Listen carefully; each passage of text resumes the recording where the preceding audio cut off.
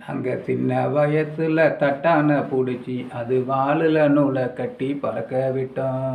தீபாவளிக்கு பட்டாசு வாங்கி நாய் வாளுல கட்டி பத்த வச்சு ஓட விட்டோம்.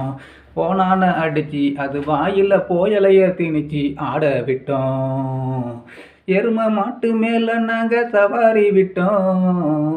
நாங்க ஆத்துலையும் குளத்துலையும் சட்ட துணியெல்லாம் கழட்டி அம்மனம்மா அடித்தோம் பல்ட்டி.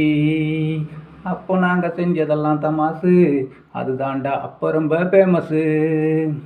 அதுதாண்டா அப்போ ரொம்ப ஃபேமஸு.